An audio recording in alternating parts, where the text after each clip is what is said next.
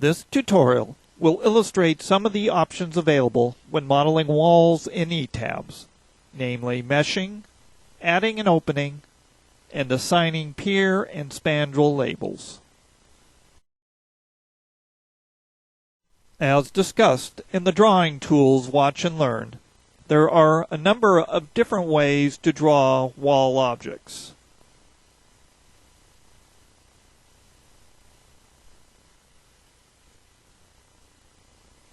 The focus of this tutorial will be to discuss the options available once the walls have been drawn.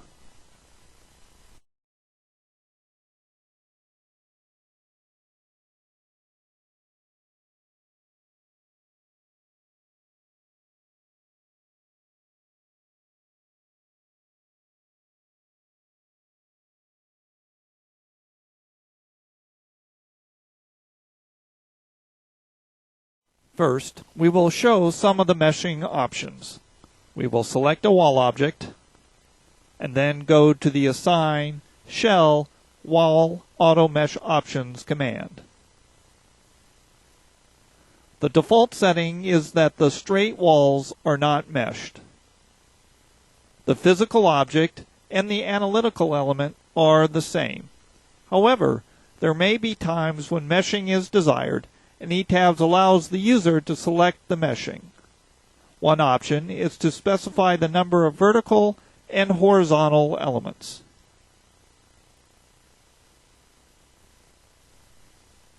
The user may also specify an auto rectangular mesh.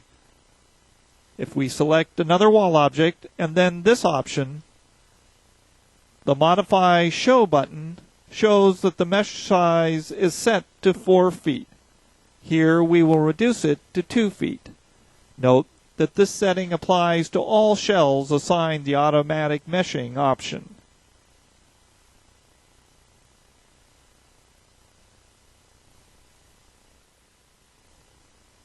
Note that the assignments are shown on the wall objects. If we go to the Set Display Options form, we can have the actual mesh displayed. Again, the default is no mesh, which typically gives good results due to the sophisticated finite element formulation of the wall objects. The good performance of the unmeshed walls can be observed by reviewing these side-by-side walls. On the left, we have meshed the wall objects into 2x2 elements, and on the right we are using the unmeshed default settings. We have applied a 25 kip lateral load at the top of each wall. After running the analysis, a right click on a top joint shows that the wall on the left has a deflection of 0.020378 inches. And the wall on the right a deflection of 0.019619 inches, a difference of only about 3%, well within engineering tolerances. However, there are cases where proper meshing is very important, such as modeling walls with discontinuities. Here we have a planar wall with an offset at the first level. The load on the model will be a static earthquake lateral load. It is the connectivity and behavior at the offset corners that is of particular interest. If we run the model with the default no meshing assigned to the wall objects, we see that the structure is unstable. This is not an appropriate model. To rectify this situation, we will modify the model in 2 different ways. In the first analysis, we will use a refined mesh with no edge constraints. This will be the standard for comparison. In the second model, we will use a semi-refined mesh with connectivity at the corners along with edge constraints. For the first analysis, select all of the wall objects and assign an internal mesh of 1x5.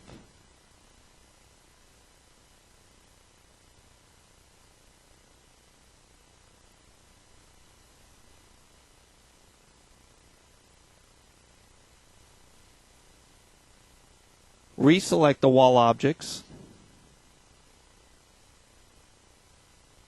and turn off the edge constraints option.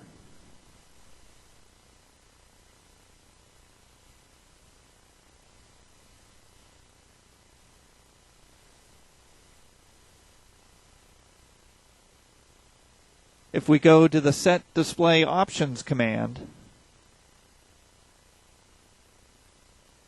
we can view the mesh on screen. Note that the mesh lines up not only at the corners, but that all of the interior mesh lines are continuous. Next, we rerun the analysis, and a right-click on a top joint shows a displacement of 0.014. Note this for further reference.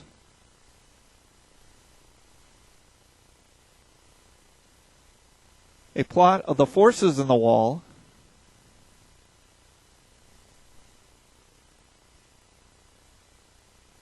shows a pattern that seems appropriate with the expected concentrations around the corners.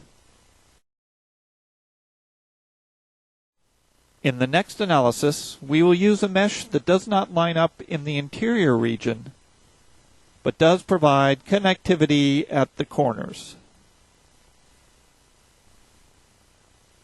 Select an object and assign edge constraints, making sure that the Apply to Full structure is checked. This will help to lock the mesh together in the interior of the wall where it does not align. Running the analysis this time gives a displacement that is approximately only 5% different than that for the refined mesh.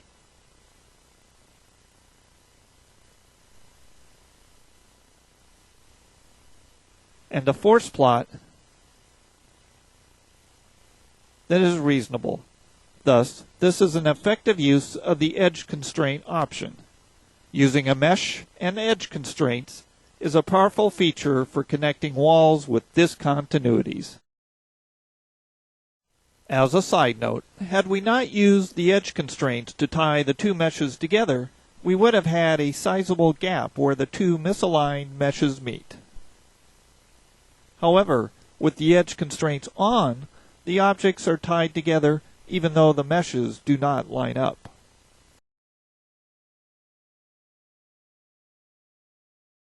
Next, we will show how to draw an opening in a wall object. This can easily be done using the Draw Wall Openings command.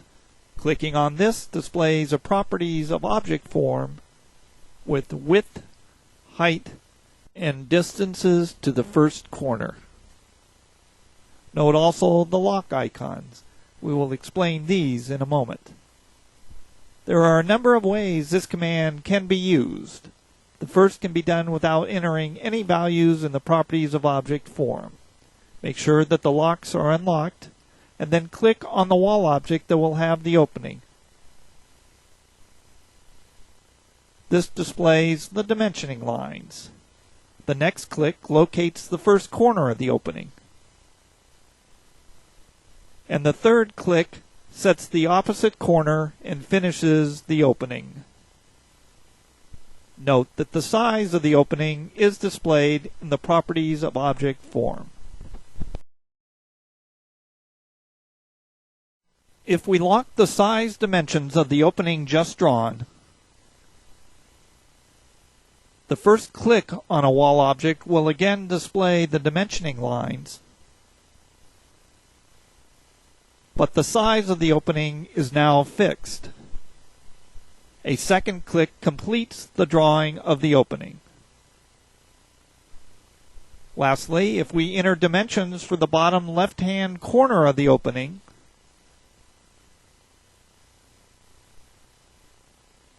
and then lock these dimensions,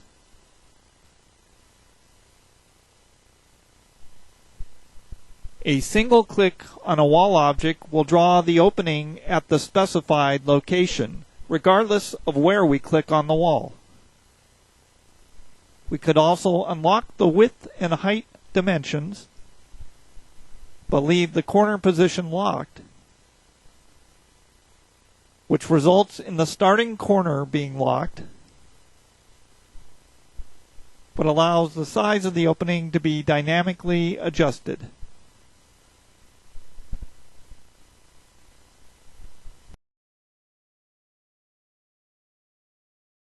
We can also add openings by eliminating sections of walls using the Draw Reference Points and Draw Reference Planes commands.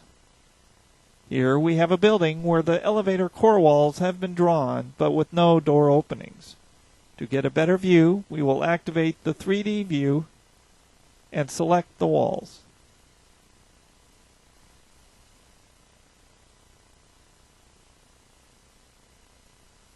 We can then right-click away from the model and choose Show Selected Objects Only.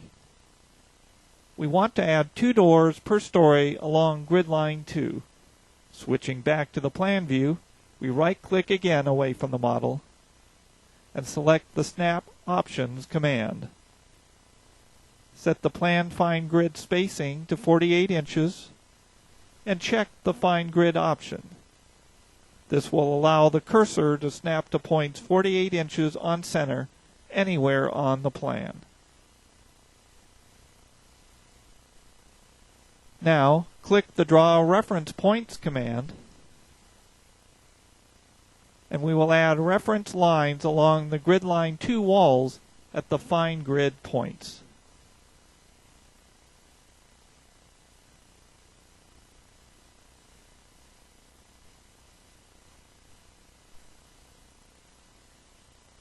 We can see these reference lines better if we switch to an elevation view. The next step is to add reference planes to mark the top of the door openings. Our doors will be 8 feet tall. We set the vertical offset to 8 feet or 96 inches and click once at each story, starting at the base through story 4.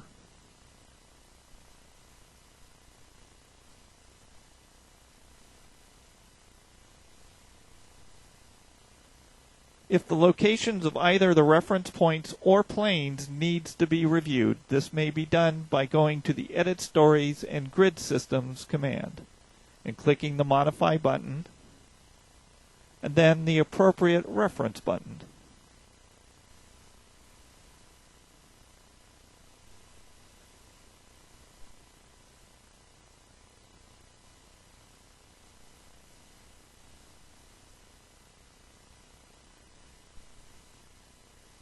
The next step is to divide the walls up into sections that match our reference lines and planes. Select all the wall objects along grid line 2 and go to the Edit Shells, Divide Shells command. Here we select the Intersections with Visible Grids option.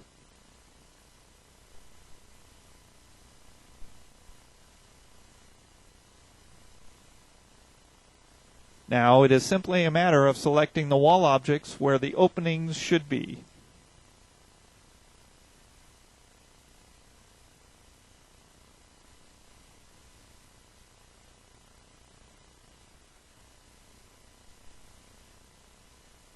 And then deleting.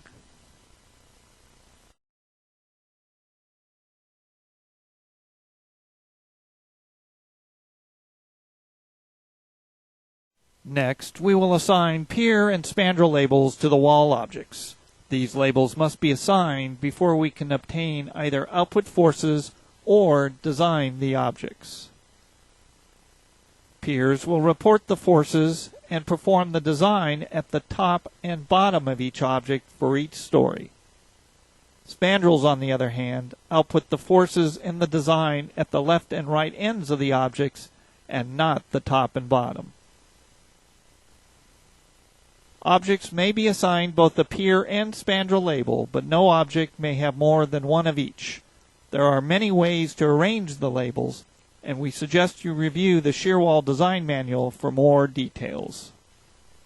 A right-click on a wall object shows that initially it is not assigned either a pier or spandrel label. To assign a pier label, simply select the wall objects and go to the Assign Shell Pier Label command.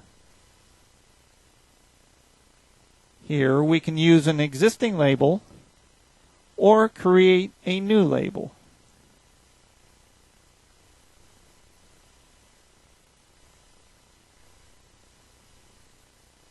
If we run the analysis, we can display the forces based on the pier labeling.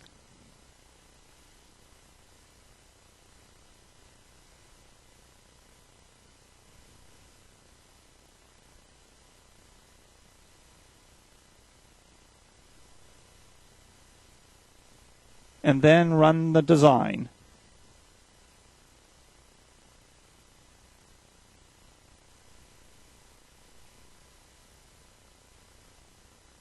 This was a simple wall and pier arrangement, and next we will look at a more complex wall layout. Here we have a wall system created using the wall stack feature. Unlike the other wall drawing commands in ETABS, when drawing wall stacks, pier labels are automatically assigned. We can see the pier labels by going to the Set View options, and on the Other Assignments tab, clicking the Labels checkbox. In this case, P2 was assigned. Note that the wall stack command assigns the same label to all walls in the stack. The analysis has already been run, so we can go straight to the shear wall design.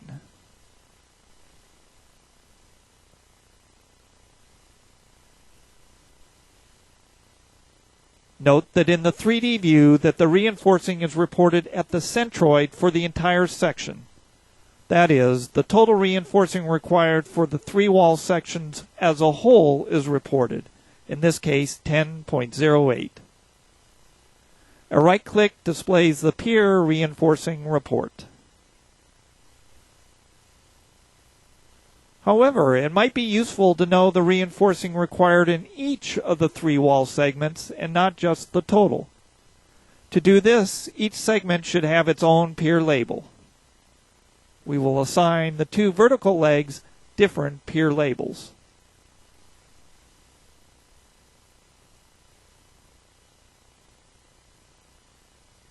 We will create a P3 label and then a P4 label.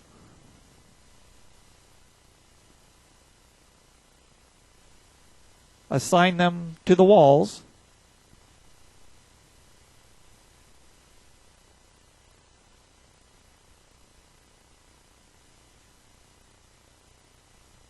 And then rerun the shear wall design.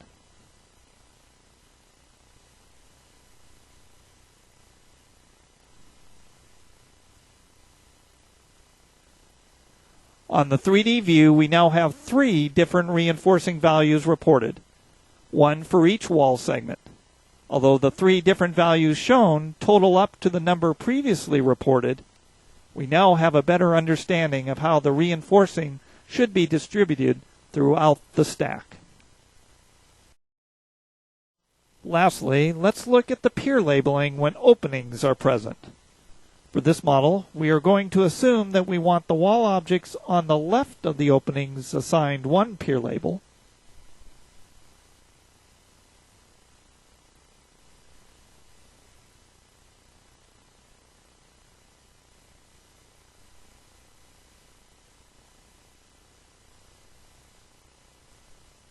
and the wall objects to the right of the openings assigned another pier label, so that we will have design output for each side.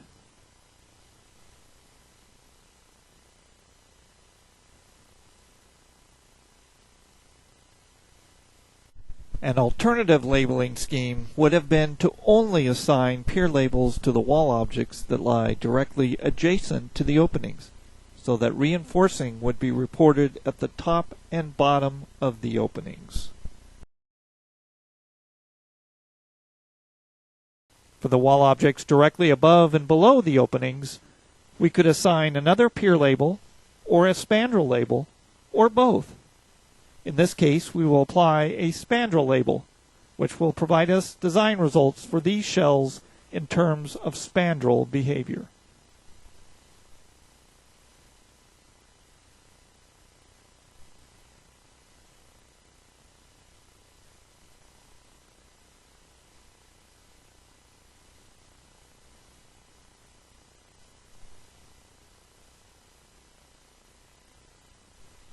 We run the analysis,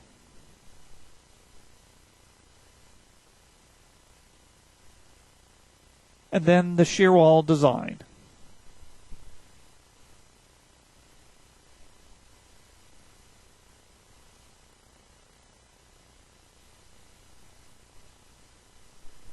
The longitudinal reinforcing required for the walls on each side of the openings is displayed.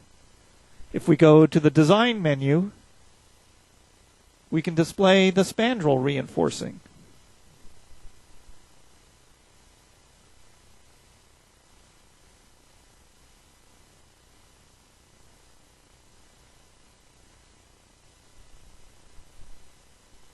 A right click on a spandrel displays a report showing the particulars of the spandrel design. With design complete, we can go one step further by running detailing. Based on the design reinforcement calculated and the detailing parameters, schematic drawings are generated.